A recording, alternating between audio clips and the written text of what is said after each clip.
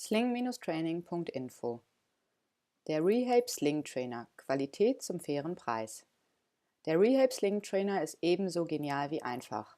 Ohne großen Aufwand können sich Sling Trainer-Fans die Vorteile der Seile zu Nutzen machen.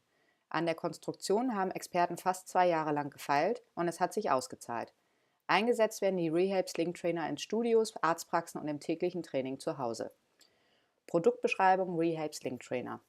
Die Rehape Sling Trainer bestehen aus einem reißfesten Bergsteigerseil, das zu einer kleinen Schlinge zusammengelegt wurde und mehrfach vernäht ist.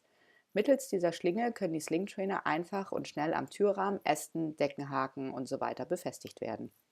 Die 2 strapazierfähigen Handschlaufen bestehen aus waschbarer Baumwolle und sind so weich, dass ein Einschneiden der Haut vollständig vermieden wird. Aufgrund der exzellenten Qualität eignet sich dieses Produkt auch zum Dauereinsatz im Fitnessstudio. Die Schlaufen werden mit Hilfe von Rebschnüren am Seil befestigt. 2 Prusik-Knoten gelten als Lebensretter im Sport, begeben höchste Sicherheit und befestigen die flexiblen Handschlaufen am sicheren Seil. Clever trainieren mit dem Rehape Sling Trainer. Ob Bewegungsmuffel oder Sportler, alt oder jung, Mann oder Frau. Diese Sling Trainer sind für jedes Fitnesslevel geeignet. Die orangefarbenen Seile sind nicht nur optisch ein toller Blickfang, sie sind der optimale Begleiter für kurze Entspannungspausen, das tägliche Training oder für die Rehabilitation. Durch das Sling-Training mit diesem Produkt werden ganz gezielt diejenigen Muskeln angesprochen, die im Alltag nur selten zum Einsatz kommen.